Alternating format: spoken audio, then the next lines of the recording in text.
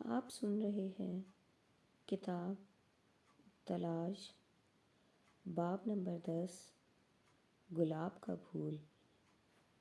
Sub heading, اللہ کی ریت۔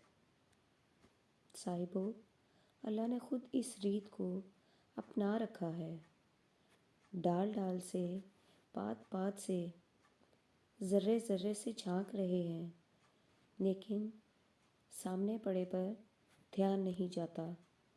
کراچی کے بزرگ مولوی ایوب، جو گلی گلی کپڑا بیچا کرتے تھے، بہت بڑے مفکر تھے۔ سچی بات بے دھڑک کہہ دیتے تھے۔ کہتے تھے ہمارے چاروں طرف وہ برا جمع ہے، پتے پتے سے جھانک رہے ہیں، لیکن ہمیں دکھائی نہیں دیتے۔ میاں شکر کرو دکھائی نہیں دیتے۔ جو دکھائی دینے لگیں تو سب کچھ پاٹ ہو کر رہ جائے۔ رنگ رہے نہ روپ، دین رہے نہ دنیا، بس اللہ ہی اللہ ہو جائے۔ صاحبو، ایسا لگتا ہے کہ کچھ ہونے والا ہے، کچھ سامنے دھری بات لوگوں کو نظر آنے لگی ہے۔ سب ہیڈنگ، مستقبل کا مذہب۔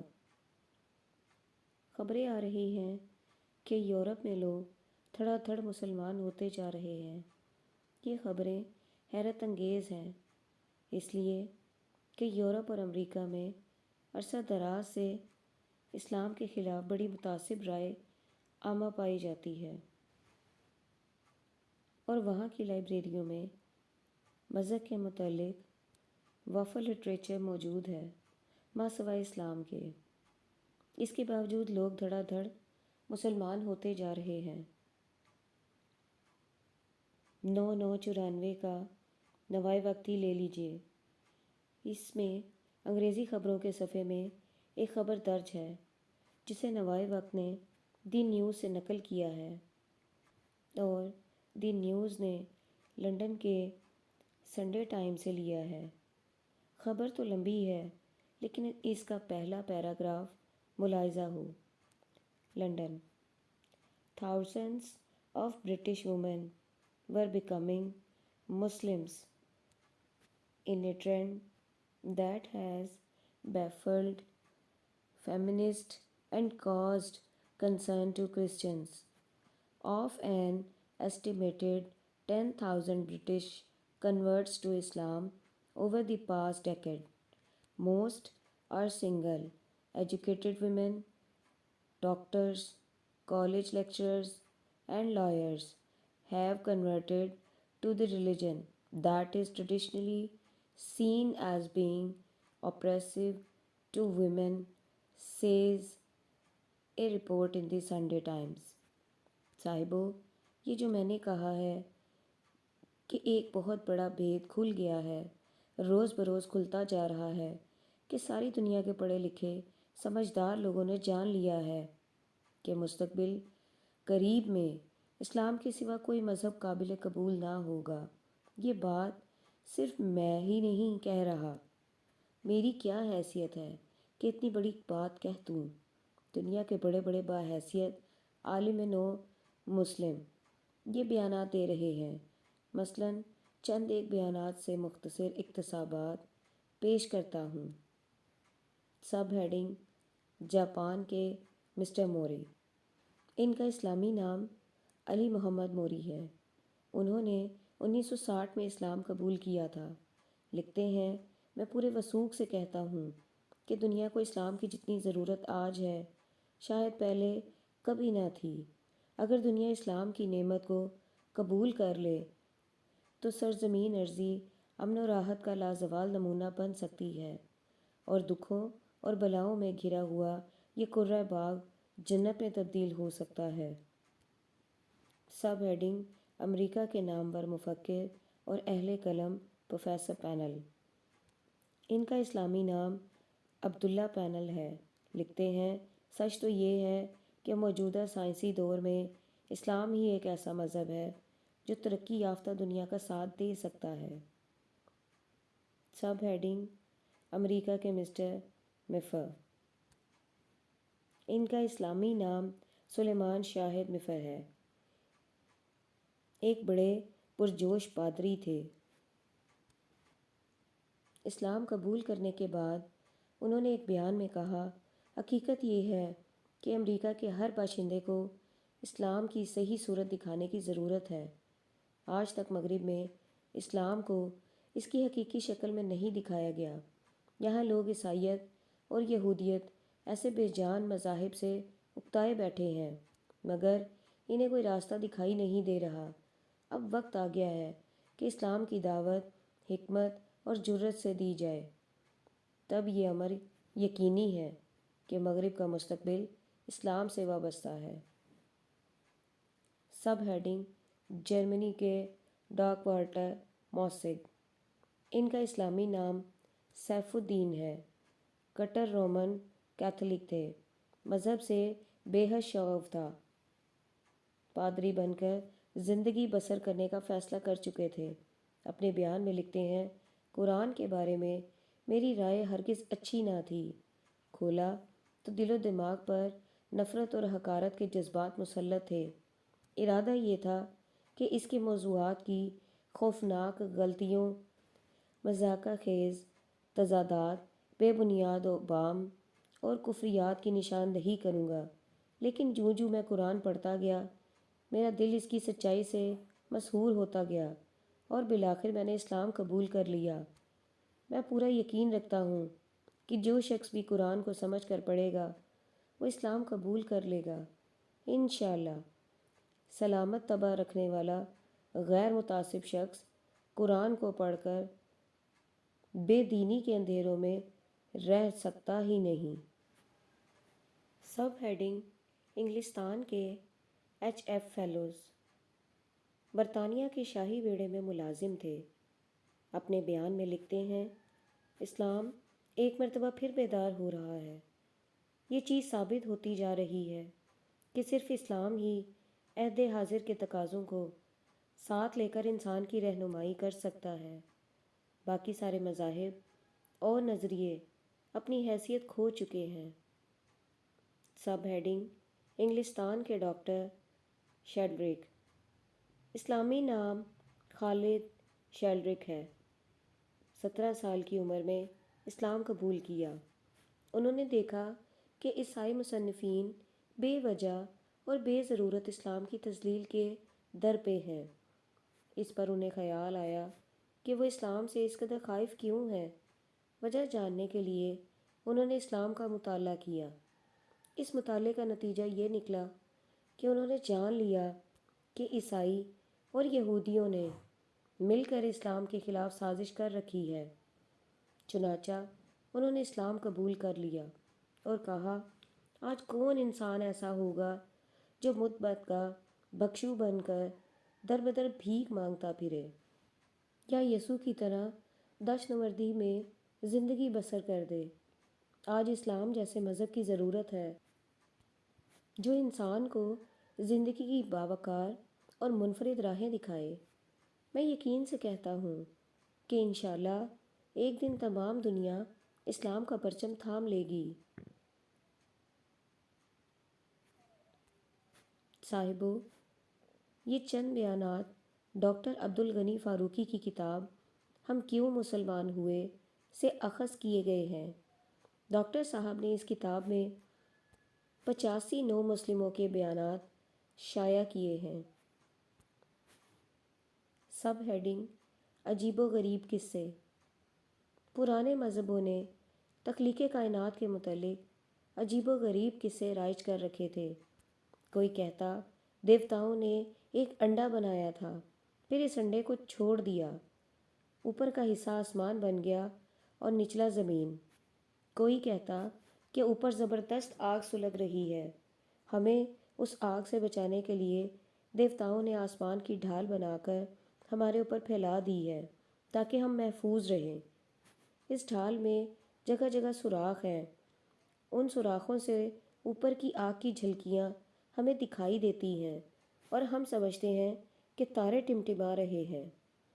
زمین کے متعلق یہ خیال عام تھا کہ یہ ایک تھالی کی طرح چپٹی ہے اور ایک بیل نے اسے سینگوں پر اٹھا رکھا ہے۔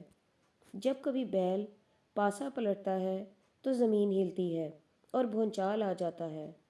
کوئی کہتا تھا کہ زمین ساکت ہے اور سورج اس کے گرد گھومتا ہے۔ یونانی کہتے تھے کہ سورج ایک بڑا روشن تھال ہے جسے اپالو دیوتا نے اپنی رتھ پہ رکھا ہوا ہے۔ رتھ کے آگے گھوڑے جتے ہوئے ہیں۔ اپالو روز اپنی رتھ میں بیٹھ کر زمین کے گرد چکر لگاتا رہتا ہے۔ اس زمانے میں کوئی مفکر کائنات یا زمین کے متعلق کوئی اور خیال پیش کرتا تو مذہبی اجارہ دار اسے پکڑ لیتے کہ یہ ایک شخص باغیانہ خیالات کا مالک ہے، لوگوں کے دلوں میں شکوک پیدا کر رہا ہے، ملحدانہ خیالات پھیلا رہا ہے۔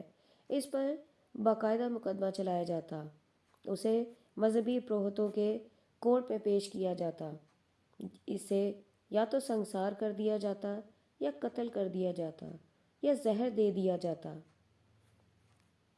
یونانی دور کے بعد بھی یہ رسم صدیوں تک جاری رہی۔ عیسائی راہبوں نے بھی اپنی اہمیت اور عظمت قائم رکھنے کے لیے مفکروں کو ایسی سزائیں دیں جنہیں سن کر رونگٹے کھڑے ہو جاتے ہیں۔ حالانکہ عیسائیت میں کائنات کے متعلق ایسے مفروضوں کا جواز موجود نہ تھا جو پریتوں نے رائج کر رکھا تھا۔ سب ہیڈنگ: انوکھا مذہب۔ قرآن کا نزول برہمنوں، پروہتوں، پادریوں پر بم کی طرح آ گرا۔ ارے یہ کیسا مذہب ہے جو صدیوں پرانے جانے پہچانے مانے ہوئے اعتقادات کو رد کر رہا ہے، جو لوگوں کو علم، عقل اور تحقیق کے راستے پر چلنے کی ہدایت کر رہا ہے، جانے بغیر ماننے کی رسم کی دھجیاں اڑا رہا ہے، جو مذہبی اجارہ داری کو نہیں مانتا، جو اپنے دین کے عالموں کو کوئی مقام نہیں دیتا۔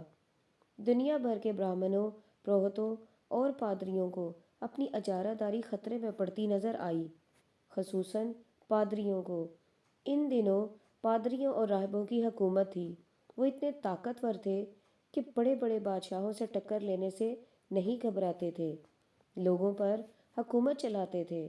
پادری اسلام سے خوف زدہ ہو گئے، اس لیے انہوں نے مسلمانوں کے خلاف شدت سے پروپیگنڈا شروع کر دیا کہ یہ قوم جو خود کو مسلمان کہتی ہے وحشی قوم ہے، اپنے مذہب کو تلوار کے زور پر پھیلا رہی ہے۔ سب ہیڈنگ: سائنسی اشارات۔ قرآن تخلیق کائنات کے متعلق کھل کر بات نہیں کرتا، مختلف اشارات دیتا ہے اور کہتا ہے کہ ان اشارات کے مطابق تحقیق کرو اور حقیقت کو جان لو۔ مثلاً قرآن کائنات کے متعلق ایسے اشارات دیتا ہے کہ: نمبر 1، آسمان اور زمین پہلے دھواں ہی دھواں تھے۔ نمبر 2، آسمان اور زمین آپس میں جڑے ہوئے تھے۔ نمبر 3، ہم نے ان کو ایک دوسرے سے جدا کیا۔ نمبر 4، ستارے آسمان میں بغیر کسی سہارے کے معلق ہیں، تیر رہے ہیں۔ نمبر 5، آسمان ستونوں کے بغیر قائم ہے۔ نمبر 6، آسمانوں اور زمینوں کو ایک دوسرے سے جدا کرنے کے لیے ہم نے ایک دھماکہ کیا، ایسا زوردار دھماکہ جس کی طاقت ابھی تک ختم نہیں ہوئی۔ آج بھی وہ زمینوں اور خلا کو دھکیلے جا رہا ہے، فضا پھیل رہی ہے۔ صدیوں کی تحقیق کے بعد سائنس بھی اس نتیجے پر پہنچی ہے کہ ابتدا میں دھواں ہی دھواں تھا، پھر ایک دھماکہ ہوا اور اس دھماکے کی قوت ابھی تک جاری ہے۔ سائنس آج اسی نتیجے پر پہنچی ہے جس کی نشاندہی قرآن نے 1400 صدیاں پہلے کر دی تھی۔ سائنس اور قرآن میں صرف ایک فرق ہے، سائنس سمجھتی ہے کہ یہ کائنات خود بخود حادثے کے طور پر ظہور میں آئی ہے۔ سب ہیڈنگ: سائنس کی آوارگی۔ قرآن نے پہلے ہی ہمیں خبردار کر دیا تھا کہ دیکھو، اللہ کے حوالے کے بغیر کائنات کو سمجھنے کی کوشش نہ کرنا ورنہ بھٹک جاؤ گے۔ سائنسدان اللہ کے حوالے کے بغیر کائنات کو سمجھنے کی کوشش کر رہے ہیں، اسی لیے بھٹکے ہوئے ہیں اور کبھی منزل پر نہیں پہنچ سکتے۔ یورپین سائنسدان مذہب سے غالباً اس لیے بیزار ہوئے بیٹھے ہیں کہ مذہب کے اجارہ داروں نے ہمیشہ انہیں لان تان کی اور سیدھی راہ سے بھٹکے ہوئے گمراہ لوگ قرار دیا۔ آج کے سائنسدانوں کو اس بات کا علم ہی نہیں کہ اسلام ایک ایسا مذہب ہے جو عقل و تحقیق کا شدت سے قائل ہے۔ قرآن ایک ایسی کتاب ہے جس کا 9واں حصہ سائنسی اشارات پیش کرتا ہے اور قاری کو مائل کرتا ہے کہ ان اشارات کے مطابق تحقیق کرے۔ سائنسدانوں میں ایک وصف ہے کہ چاہے وہ کسی مذہب سے تعلق رکھتے ہیں یا مذہب سے بے نیاز ہیں، جو بات سائنسی طریقہ کار کے مطابق حقیقت بن کر سامنے آ جائے اس سے انکار نہیں کرتے بلکہ سچے دل سے اسے تسلیم کر لیتے ہیں۔ سب ہیڈنگ علماء دین بھیڑوں کا چھتا۔ ہماری پرابلم صرف یہ تھی کہ یورپی سائنسدانوں کو قرآن کے سائنسی اشارات مہیا کرتے۔ یہ علماء دین کا فرض تھا کہ یورپ میں قرآن کی اشاعت کرتے، لیکن ہمارے علماء دین تو آپس کے اختلافات میں اس بری طرح سے پھنسے ہوئے ہیں کہ انہیں ایسے کام کی توفیق ہی نہیں۔ 1968 میں جب میں حج کرنے گیا تو اسی سال حکومت پاکستان نے چند علماء دین کا ایک وفد سرکاری خرچ پر حج کرنے بھیجا تھا۔ سعودی عرب میں 4 مقام پر ٹیکس ادا کرنا پڑتا ہے۔ جہاں بھی علماء کی گاڑی کو ٹیکس کے لیے روکا گیا، علماء نے جھگڑا کرنا شروع کر دیا کہ ہم سرکاری مہمان ہیں، لہٰذا ہم ٹیکس ادا نہیں کریں گے۔ اس پر ٹول ٹیکس کے سٹاف نے چندہ کر کے خود ٹیکس ادا کیا کیونکہ وہاں کوئی ٹیکس سے مستثنیٰ نہیں۔ پھر مدینہ منورہ میں مجھے علماء کے وفد سے ملنے کا اتفاق ہوا۔ مسجد نبوی عام طور پر رات کو مقفل کر دی جاتی ہے، کبھی کبھار خصوصی مہمانوں کی درخواست پر اسے چند گھنٹوں کے لیے کھول دیا جاتا ہے۔ حکومت پاکستان کی درخواست پر مسجد نبوی کو علماء کرام کے لیے کھول دیا گیا۔ وہاں عجیب صورتحال دیکھنے میں آئی۔ وہاں علماء کے ذاتی اختلافات کھل کر سامنے آ گئے۔ بن بن کرتا بھیڑوں کا چھتا چھڑ گیا۔ کوئی کسی کی امامت میں نماز پڑھنے کے لیے تیار نہ تھا۔ جس کو مسجد کا جو مقدس مقام ہاتھ آیا اس نے اس پر قبضہ جما لیا اور کسی دوسرے کو وہاں آنے کی اجازت نہ دی۔ اس کے برعکس بزرگانہ رویہ کیا تھا۔ ایک روز حضور صلی اللہ علیہ وآلہ وسلم کی جالی تک ہماری رسائی ہو گئی۔ ابھی میں پڑھ ہی رہا تھا کہ قدرت اللہ شہاب بولے، یہاں زیادہ دیر مت رکو، دوسروں کی حق تلفی ہوتی ہے۔ اس روز اپنے راہبوں کو نفسا نفسی کے عالم میں دیکھ کر میں نے محسوس کیا کہ ہمارے مبلغوں کا یہ حال ہے تو ہمارا کیا بنے گا۔ بہرحال ان سے یہ توقع رکھنا کہ وہ تبلیغ اسلام کریں کار لا حاصل ہے۔ سب ہیڈنگ تبلیغ اسلام۔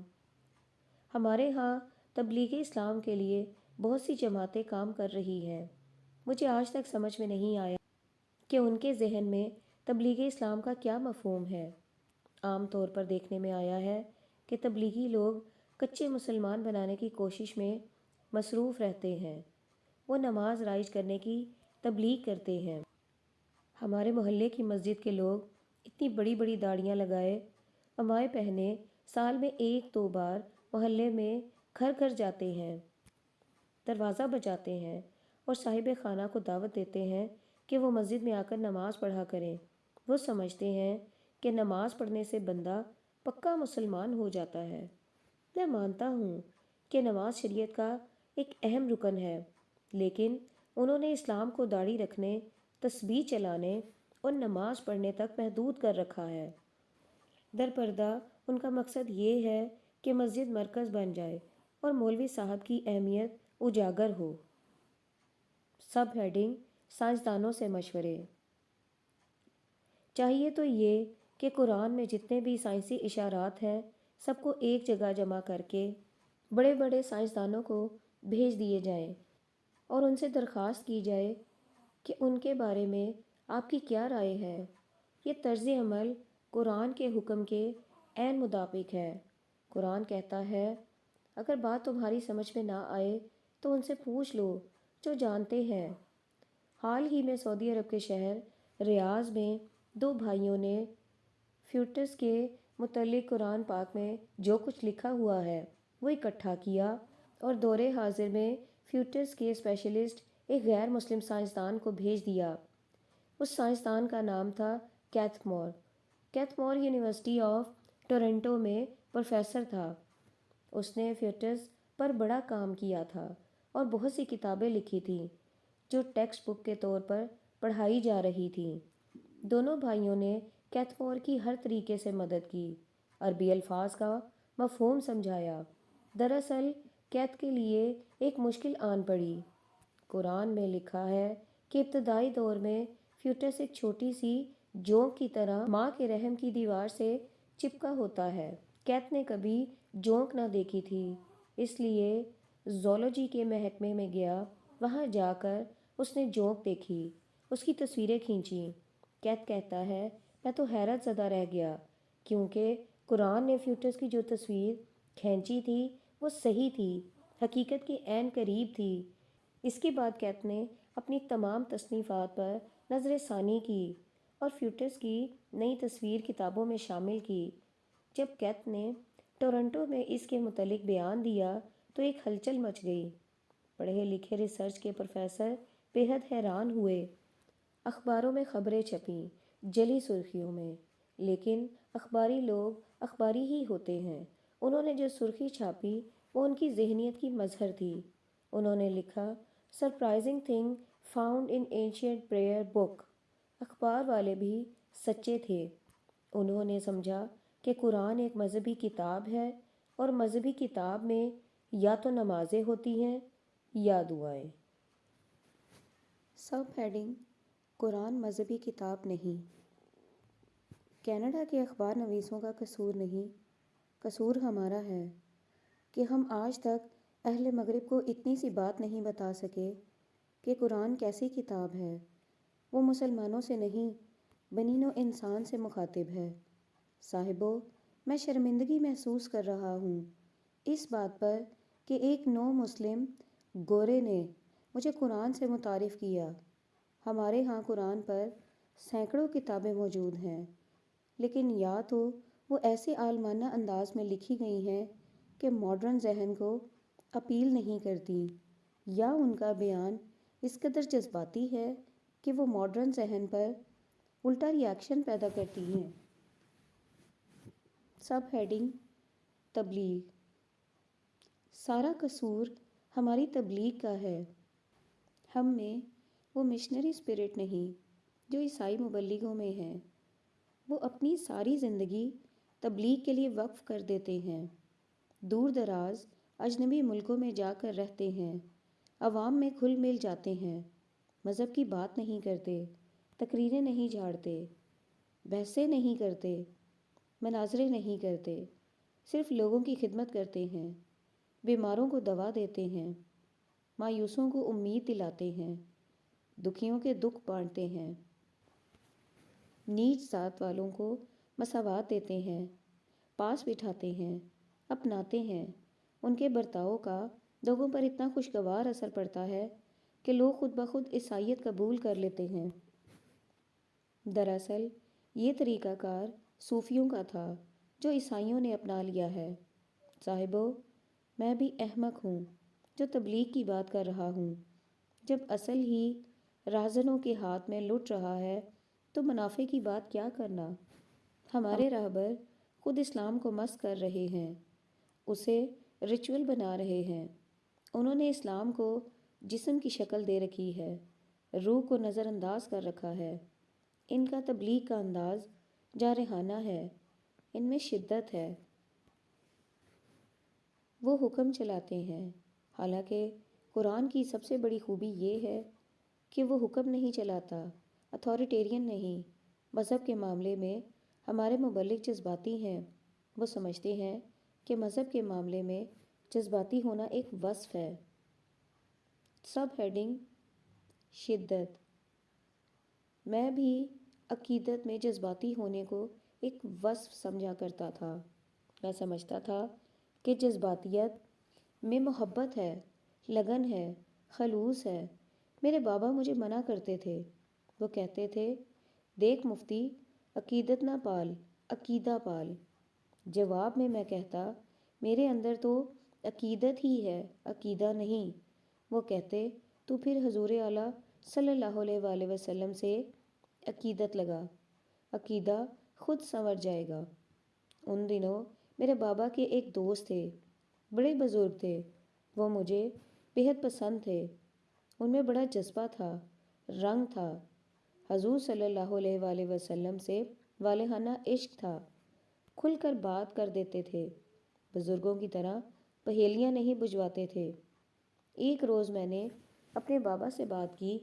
میں نے کہا، مجھے آپ کے بزرگ دوست بہت پسند ہیں، اس لیے کہ ان میں بڑا جذبہ ہے، بڑا خلوص ہے۔ بابا نے کہا، جذباتیت تو کوئی اچھی چیز نہیں، اٹ از اے ڈسکوالیفیکیشن۔ ارے میں گھبرا گیا، چونکا۔ وہ کیسے؟ کہنے لگے، حضور صلی اللہ علیہ وآلہ وسلم کو پسند نہیں تھی۔ فرماتے تھے، حد میں رہو، حدیں پار نہ کرو۔ اسلام اعتدال پسندی کا نام ہے، توازن کا نام ہے۔ شدت مسلمانوں کا شیوا نہیں ہونا چاہیے۔ اسلام ٹھنڈے میٹھے لوگوں کو پسند کرتا ہے۔ اس کے برعکس آج اہل مغرب سمجھتے ہیں کہ مسلمان تشدد پسند قوم ہے۔ اس کی وجہ یہ ہے کہ اسلام کے اجارہ داروں کا رویہ شدت سے بھرا ہوا ہے اور وہ شدت جنریٹ کرتے ہیں۔